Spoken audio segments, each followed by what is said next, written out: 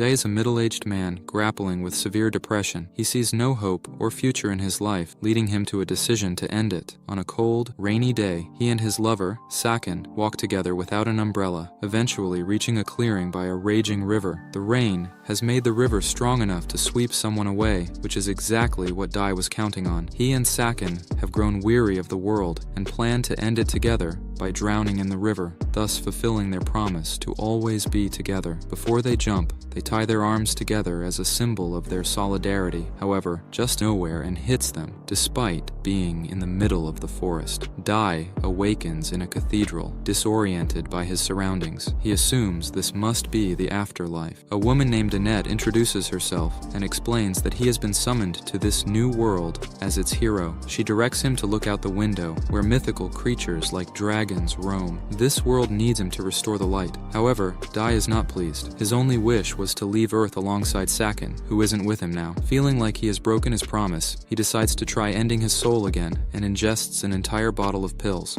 Annette, horrified, expresses his desire to leave, but Annette insists he stand up and fulfill his mission as the world's savior. Annette, curious, asks if he was hit by a truck, and Dai recalls the incident. She reveals that Truxie, a truck she hired, is tasked with bringing unhappy people to this world for a second chance at life. Annette is bewildered by Dai's lack of enthusiasm, as most people are grateful for a new start. When she checks his stats, she is shocked. His only skill is level 5 depression, making him fragile and powerless. Annette, perplexed by this unprecedented situation, tries to console him, but Dai decides to leave the cathedral. Annette, feeling responsible, apologizes and pleads with him to stay, fearing he wouldn't survive outside. Dai thanks her, but insists he's only looking for a place to pass on. Annette is taken aback by his determination to end his soul and realizes he might be different from the others brought to this world. When Annette first took her job, she was genuinely enthusiastic about guiding the summoned heroes on their journeys. However, many of these heroes were depressed gamers, particularly from the Warzone community, which made her task frustrating. Her job often devolved into stroking their egos to get them to accept their missions. Understand a word. Frustrated, he resorted to taking more pills. Suddenly, he heard a voice announcing that he had spotted a landmark and earned 5 experience points. Confused and in pain from his migraines, he tried to stop, indicating he had leveled up, which only worsened his headache. As Dai struggled with his discomfort, he heard a girl screaming for help. He turned to see a girl being attacked by a dead tree. She pleaded for his help as the tree's branches wrapped around her like tentacles. Instead of helping, Dai stood and watched, even asking if he could write a novel about the situation later. The girl, desperate for rescue, insisted he help. Dai tried, but failed to reach her, and the tree grabbed him by the neck, hanging him alongside the girl. As they dangled from the tree, Dai introduced himself and suggested they wouldn't last much longer. The girl blamed him for their predicament. Dai seemed content with this fate, which frightened the girl. Just as Dai began to feel weak, the tree's branch strangling him withered away, disintegrated, but Dai was disappointed that he had once again failed to migrate. Despite his unintended victory, Dai leveled up again. The girl, both confused and amazed, thanked him for saving her, even though he felt he had done nothing special. She then invited him to her house to properly express her gratitude. Dai agreed, and as he took her dirty hand, he was reminded of Sakin, wondering if she might have ended up in this world, too. This thought gave him a new purpose, to find and reunite with Sakin so they could finally perish together. Dai returned to Annette's cathedral with a newfound determination. Annette was overjoyed to see him back, hoping for a chance to connect with him. However, when the cat girl who had invited Dai to her house appeared, Annette froze, shocked that Dai had already found someone. Dai explained that he wanted to find a girl to break in the castle town of Roth. She then takes his hand to lead him there. However, Annette suddenly appears. Annette reluctantly admits she is there to watch over the weak otherworlder she mistakenly summoned. Didn't her name. Annette ties a rope to the coffin and starts dragging it. The cat girl questions whether Annette, as a clergy person, should be doing this, but Annette is focused on pulling the coffin regardless. Eventually, the rope snaps. The cat girl, tired of dragging the coffin, asks Sensei to walk, but there is no response. Annette checks his stats and confirms he's just asleep. They are close to Roth, so they decide to bear with it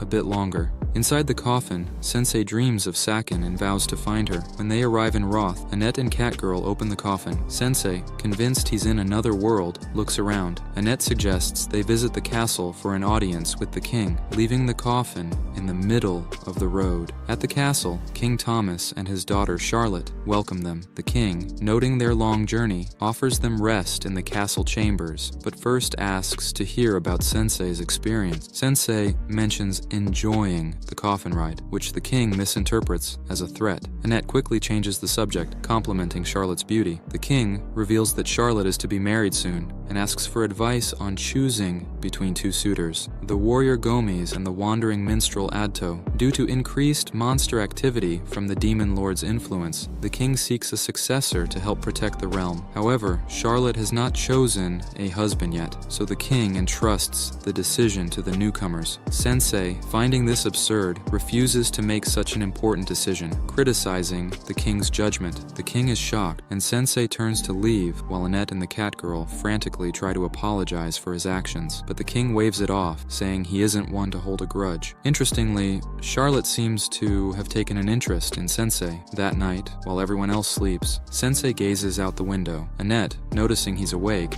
asks if he has trouble sleeping. Sensei admits he never sleeps well. Seizing the opportunity to learn more about him, Annette asks about Sakin, but then she spots a tail under Sensei's sheets. Pulling back the covers, she finds the Catgirl curled up on Sensei's thighs. Annette, indignant, uses a pillow to wake her. The Catgirl defends herself, saying it's cold and natural for her to seek warmth. As Annette and the Catgirl bicker, Sensei leaves the room due to the noise. In the hallway, Sensei notices a beautiful light outside and goes to the lake, where he coincidentally meets Charlotte. She invites him to join her by the lake, and Sensei, struck by the beauty of the night, remarks that it makes him feel like drowning in the lake. Shocked, Charlotte asks if he has serious problems, but Sensei retorts that she seems more troubled than him. After a pause, Charlotte confides that she's torn between Gomes, the reliable warrior, and Adto, her childhood friend and minstrel. She feels pressured to choose Gomes for his strength, but she loves Adto's comforting presence. Sensei chuckles and tells Charlotte she's kind to worry so much about her father's opinion. He advises her to make a decision based on her own desires, just as he never lets others dictate his life despite his struggles. The next day, King Thomas summons Sensei and the others to the throne room, apologizing for the inconvenience, but announcing that Charlotte has finally chosen her husband. Annette believes Charlotte will choose Gomes, prioritizing the kingdom's needs, while the Catgirl thinks Adto is a better match. Thomas asks Charlotte to declare her choice. To everyone's surprise, instead of turning to Adto or Gomes, Charlotte takes Sensei's hand and declares she wants to drown in the lake with him. The room is stunned, and Annette collapses in shock. Charlotte explains that after speaking with Sensei, she realized Adto's songs weren't acts of love, but performances, and Gomes, who smelled bad, was never an option. The king urges her to reconsider marriage, but Charlotte snaps, criticizing the arranged marriage and expressing gratitude to Sensei for respecting her autonomy. Sensei now understands Charlotte's choice, but before he can respond, Gomes removes his helmet, revealing himself as a servant of the Dark Lord. His plan was to become king and hand the kingdom over to the Dark Lord, but Charlotte's declaration foiled his scheme. Sensei, curious, asks Charlotte if she suspected Gomes was a demon. She admits she had no idea and simply thought he smelled bad. Realizing his blunder, Gomes attacks, forcing everyone to react quickly. As the tension rises, the characters must navigate the unfolding chaos, deal with the demon threat, and reconcile their feelings and decisions. Now that his cover is blown, Gomes declares he will eliminate them all. This is the perfect situation for a powerful priestess to handle, but Annette is still unconscious. The Catgirl tries to wake her up while Gomes is distracted by the guards, but the guards don't last long. Catgirl is forced to grab Annette and run to avoid being crushed by a pillar. Since Annette won't be waking up anytime soon, the Catgirl decides to take matters into her own hands and fight Gomes herself. She's level 14, so she should be able to hold her own in a fight. Otto offers to play her a song to help, but it turns out it's just his latest tune, without any buffs attached. With no other choice, the Catgirl begins attacking on her own. As Gomes charges at her, she ducks and kicks him across the face, face, following up with a punch, but it doesn't do much damage. Gomes sends her flying and prepares for a powerful attack to tear her apart. Before he can strike, Sensei distracts him, asking Gomes to finish him and Charlotte first. Gomes is initially skeptical, but Sensei explains that now that Charlotte is free from her father's control, her first wish is to end it all with him. Sensei is always ready for a chance to unlive, so he asks Gomes to grant this favor. Gomes agrees, but declares he will kill the king and burn the city to the ground afterward. Sensei doesn't care, but Charlotte starts to have second thoughts about dying. As Gomes charges at them, Charlotte tells Sensei she wants to live and protect the kingdom. Sensei, glad to hear her true desires, pushes her out of the way to take the hit alone. As Gomes closes in, Charlotte tries to stop him, but Annette wakes up just in time to cast a barrier of light, shielding Sensei from the attack. Annette vows not to let Sensei pass while she's around. As Gomes tries to break through the shield, he shatters his horns. Defenseless, Gomes is sent flying through the castle wall and into the lake by the Catgirl's tasty blow. Annette and the Catgirl, relieved to have survived, thank each other for their help, starting to get along better. Otto, meanwhile, continues to play his song, oblivious to the chaos. Charlotte has a lot to think about after the battle, but her father runs up, begging for forgiveness for not considering her feelings. He admits that Sensei was right about him not being fit to be king or even a good father. He sincerely asks Charlotte if she can forgive him. Charlotte, moved, tells her father she forgives him and wants to talk about the kingdom's future together. Thomas is overjoyed at reconciling with Charlotte, who's happy her father finally understands her. Sensei, however, is frustrated that Annette and the Catgirl ruined his chance to die. Later, Thomas abdicates the throne to Charlotte, who dedicates herself to keeping the kingdom safe. Otto continues making songs, and Annette and the Catgirl drag Sensei's coffin to their next destination. They discuss how bold it is for Charlotte to become queen at 16, but believe she will succeed. Sensei emerges from the coffin, remarking that what matters is Charlotte made the decision for herself and stands by it, which he finds beautiful. Episode 3 opens with Annette and Catgirl dragging the coffin again. Vampire Man Sakin gets out and asks for a breakfast burrito. Annette tells him, "Take this bread and piss off." She then informs Catgirl that it will take a few days to reach her hometown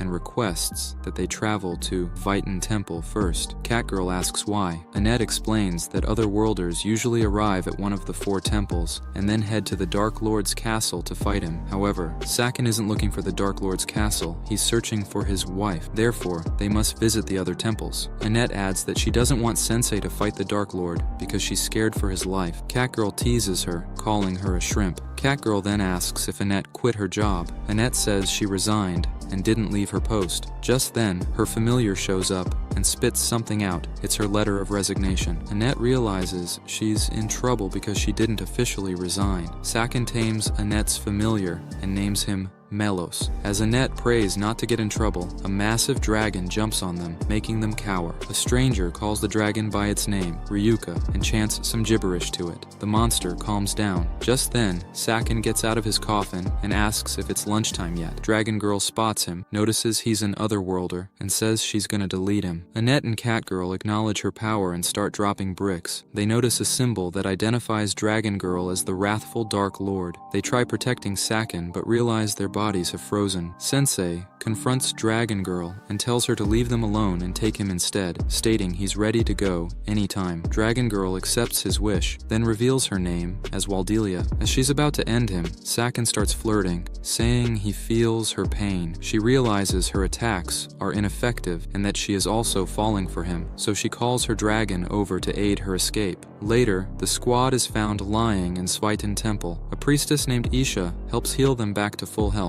Moments after, Sakin goes shopping and downs an entire bottle of bleach. Catgirl gets angry and smacks him. He explains he was feeling too good and wanted a drink to dull himself back down. Meanwhile, Annette is talking to Isha, thanking her for saving them. The priestess asks why she is traveling with an otherworlder. Annette explains that he is special and tries not to make herself look like a shrimp. Just then, a fat beatboxer intrudes their conversation, rapping about how his God-given gift is mass production and how he produces coins out of thin air. Annette gets angry and throws the coins in his tomato-shaped face. He proceeds to run away like he's being chased by his uncle, crying like a baby. Annette and Isha continue their conversation. Isha tells her to leave Sakin because he reeks of impurity and evil. Annette defends him as if she is married to him. Isha asks what Sakin's special powers are. Annette says he has none, leaving Isha shocked. Annette then brags about how Sakin defeated the Dark Lord, but Isha interrupts, saying that the Dark Lord was already defeated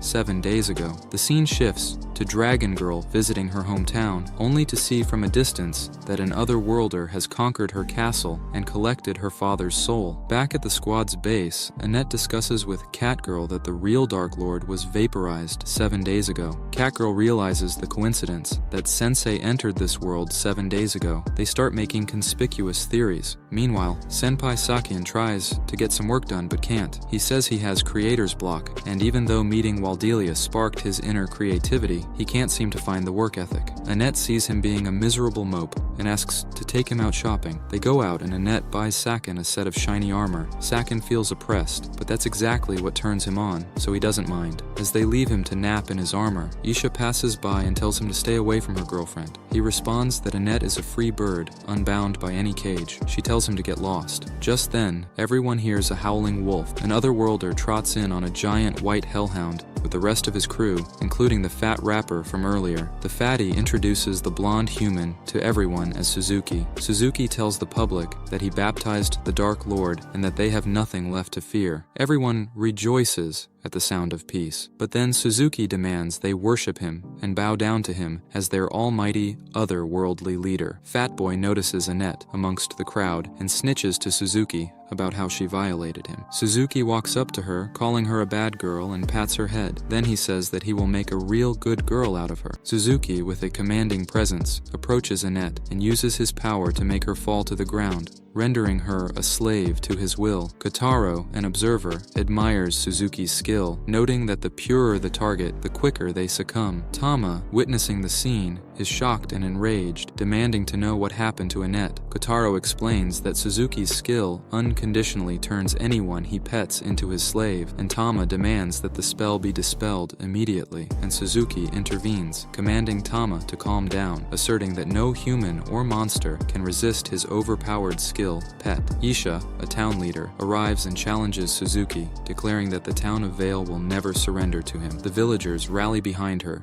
expressing their defiance. Suzuki, undeterred, declares his intent to destroy the town and build a new kingdom, commanding his pets to attack the villagers. Panic spreads as Suzuki's pets charge, and Isha curses under her breath, calling Suzuki a bastard. Suzuki coldly corrects her, telling her to call him hero, like she did when they first met, and arrogantly claims he will use her church as his castle. Sensei, a mysterious figure, watches the chaos with a calm demeanor. He comments on the unpredictability of attacks and asks if Isha has had enough. Frustrated and desperate, Isha responds with a curse. Sensei approaches her calmly and introduces himself again, expressing interest in Suzuki and a desire to base a novel on him. Isha, filled with despair, points out the true nature of otherworlders like Suzuki, who have become uncontrollable due to their greed and power. She explains that Suzuki was once a quiet, weak-willed man. Sensei takes notes, intrigued by Suzuki's transformation, and asks where Suzuki is now. Isha informs him that Suzuki headed toward the church. Sensei, with growing curiosity, asks Isha to look after Tama, and despite Isha's concerns about his lack of a gift and the dangers ahead, he remains confident. Sensei expresses his excitement about finally being able to write his masterpiece. Reluctantly, Isha decides to accompany him, despite her fear of Suzuki's power. As they approach the church, Isha formulates a plan involving poison to reduce Suzuki's forces. However, Sensei interrupts her, speaking directly to Suzuki. Isha, frustrated, curses the unpredictability of otherworlders. Suzuki turns to face them, recognizing Isha's involvement and Sensei's presence. Sensei introduces himself and states his interest in writing a novel about Suzuki. Kotaro, confused, questions this, while Suzuki believes Sensei wants to write about his heroic conquests. Sensei corrects him, explaining that he is interested in Suzuki's fall from power due to his greed. Suzuki, feeling insulted, orders his pets to kill Sensei. Isha warns Sensei of the danger using magic to defend them, but Suzuki orders his pets to burn them to death. As the situation escalates, Sensei remains calm, thanking someone named Melos for their assistance. Kotaro panics, realizing they are out of options, but Suzuki remains composed, revealing his most powerful pet. Sensei counters this threat, and a system voice announces that Sensei's poison has killed the great wolf instantly. Isha is amazed by Sensei's tactic of infusing his body with poison. Kotaro, terrified, calls Sensei a coward, and Isha urges Suzuki to surrender. Suzuki, refusing to give up, reveals his trump card, commanding Annette, now under his control, to kill Sensei. Isha tries to reason with Annette, suggesting they retreat, but Sensei believes in Annette's strength. Suzuki asserts that Annette is permanently under his control, but Sensei challenges this, stating that Annette's fate is her own to decide. Annette, struggling against Suzuki's control, turns to Sensei, who gently asks Isha to treat her wounds. Suzuki, realizing his defeat, despairs over his failed skill. Isha urges Suzuki to surrender, but Sensei prevents him from ending his life, reminding him of their conversation about the novel. Suzuki, confused and broken, listens as Sensei explains he cannot allow the story to end early and asks Suzuki to share his story. In a series of flashbacks, Suzuki's past is revealed. He was always timid, bullied, and weak-willed. Even in this new world, despite being granted power, he couldn't escape his inherent nature. Suzuki reflects on his failures, admitting that someone who suffered constant failures in his old world, suddenly granted power and made a hero, would not save an alien world. He confesses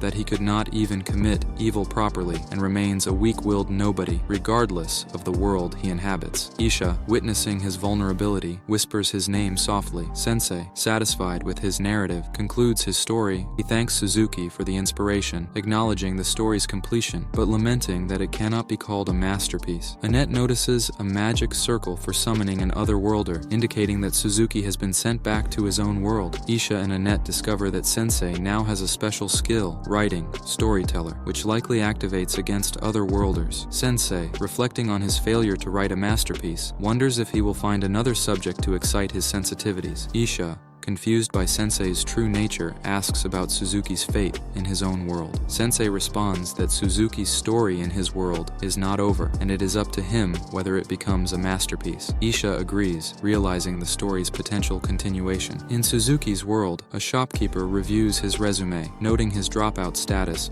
and hires him out of sympathy, giving Suzuki another chance at life. As Kitty lays down, she dreams of you sitting on her and liking the video. Meanwhile, Annette is waiting to squash you unholy if you forget to comment why you deserve Part 5.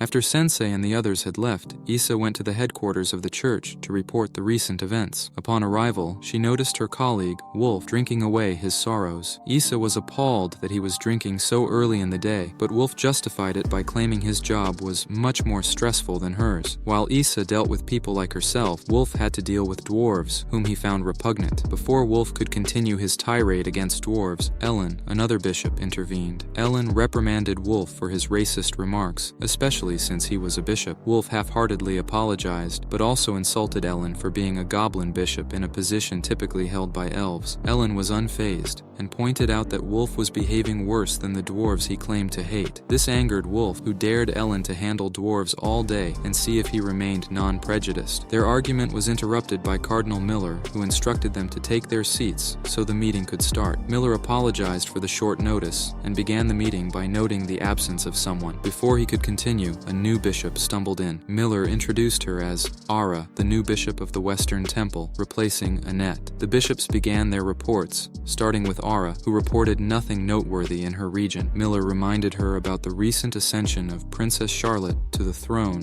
which she had forgotten to mention. Ara apologized, and Elton, the goblin bishop, took over, reporting peace in his region. Wolf then reported that his territory was stable, despite occasional conflicts between dwarves. When it was Issa's turn, she shared dire news. An otherworlder had rampaged through her region, destroying half of the town of Ville. She was working on restoration, but highlighted that the meeting was called due to otherworlders. Miller revealed that the Dark Lord was defeated by otherworlders, and the Pope decided to seal the magic circles connecting their world to others, putting Truck on indefinite leave. Elton was relieved that the Dark Lord was defeated, but concerned about the 7 otherworlders who had claimed the Dark Lord's land and declared their intention to create a utopia, which sounded like a declaration of war. The Pope was stressed because these otherworlders were initially seen as saviors. They now faced the threat of these powerful beings and the Dark Lord's missing daughter. Ara worried about fighting such formidable foes, but Issa had an idea. She mentioned a particular otherworlder with a gift that could send otherworlders back to their own worlds. This revelation shocked everyone, and the Pope, who had arrived unexpectedly, was eager to hear more. Issa was asked to elaborate on this potential solution. Meanwhile, within the Dark Lord's territory, 2 of the 7 other worlders remained in the castle, while the others ventured out to claim more regions for their new empire. The 2 were eager to see the world's reaction to their actions. Back with Sensei and his group, they arrived at their destination, and Catgirl was excited to sleep in a bed again. Suddenly, she received a system notification that her level had increased to 17. Though she was not pleased with how it happened, they decided to look for an inn, and a voice directed them to a good one nearby. The voice belonged to a boy sitting on a signpost, who offered to provide information for a fee. He mentioned a hero dispatch service in the town, but Catgirl was skeptical due to past experiences with other worlders. The boy offered to introduce them to a hero for 40,000 Jano. While Catgirl was reluctant, Annette was willing to pay to ensure Sensei's safety. The boy mistook Sensei for a dead man when he emerged from his coffin, shocking him. Despite initial reluctance, they agreed to meet the hero later that night. At the inn, Sensei predicted that the boy, Noor, wouldn't return. The innkeeper confirmed that Noor was known for scamming travelers and had never met a hero. Annette was devastated over losing 40,000 Jano, but the innkeeper explained that Noor was an orphan, surviving through scams. Meanwhile, Noor was captured by 3 men who intended to punish him for using the name of heroes to scam people. As they threatened him, Sensei intervened, causing them to flee. Noor was inspired by Sensei's actions, but realized he was left tied up. The next morning, as Sensei's group prepared to leave, Noor approached them. Catgirl demanded their money back, but Noor claimed he was indeed a hero, despite not being very strong. As the reform squad continues their journey, they are met by some unfriendly rats.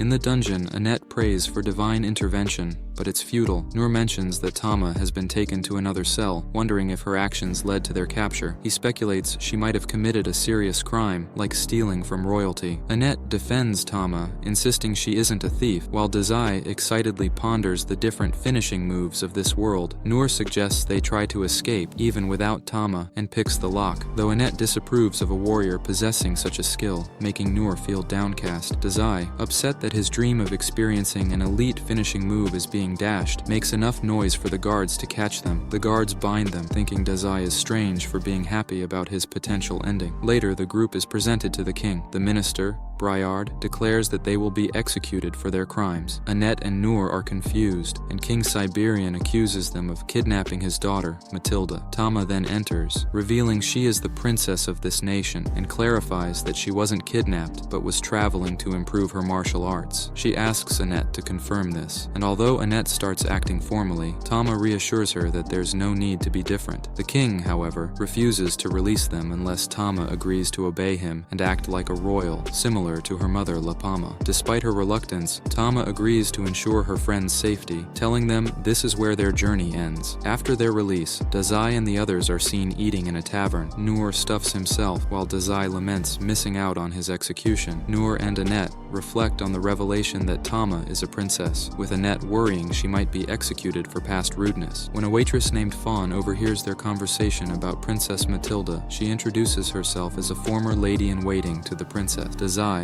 sensing a story, asks Fawn about Tama's past, intrigued by her life. Although Annette and Noor advise against prying, Dazai insists that to him, Matilda will always be Tama. Fawn agrees to share Matilda's history. Elsewhere, Tama reflects on her friend's reactions to discovering her true identity and wonders what they are doing now. Suddenly, the throne room's roof collapses, and a man named Kibara appears. He introduces himself as one of the 7 heroes who defeated the Dark Lord, but is now a member of the 7 fallen angels. Kibara declares his intent to consume the entire nation, showing his power by devouring soldiers with his gift, a set of massive fangs. The king decides to fight Kibara himself, but even his strongest attack fails to harm Kibara, who reveals his body is reinforced from eating golems. As the king prepares his ultimate technique, Matilda intervenes, but her father orders her to stay back, stating she will never replace his son. At the tavern, Fawn recounts Matilda's tragic past, revealing that she once had a twin brother named Leon, destined to inherit the throne. 10 years ago, Leon and the queen met their maker in a cave-in, leaving the king devastated. Matilda,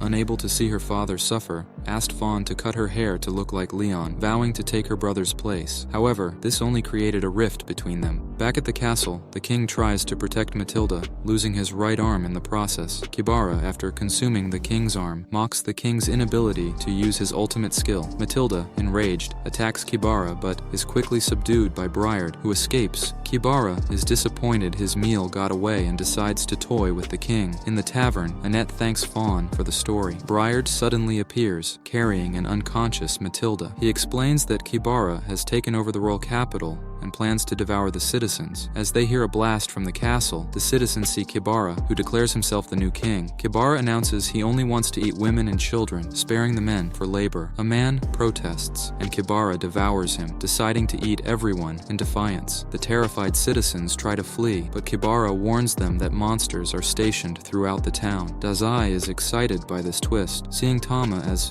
a tragic heroine, he urges her to rise against this tragedy and continue her story. Meanwhile, Tama dreams of her mother's advice and wakes up in Fawn's house, surprised to see her friends there. Upon learning about Kibara's takeover, she tries to rush to the castle, but Briard and Fawn stop her, warning that she doesn't stand a chance. Tama insists that, unlike her father, she won't be defeated. Annette recalls the tragedy of the Clolone Pass, realizing it involved Tama's family. She pleads with Tama to let them handle Kibara, revealing they have a secret method to defeat otherworlders. Dazai, Annette, Noor, and Melos then head to the castle, where they encounter two ogres guarding the gate. Dazai bizarrely offers himself as food, intrigued by the idea of being eaten. The ogres, confused by his request, lock them in a cell instead. Annette loses faith after another unanswered prayer, but Dazai reassures her, saying it's not yet his time to die, and instructs Noor to unlock the cell. At the castle, Kibara is deciding whom to eat first, when the ogres inform him of the strange human who wants to be eaten. Tama confronts Kibara, having defeated the gatekeepers, and Kibara is pleased that his meal has come to him willingly. Like for part 7, where you will meet Trucky-kun,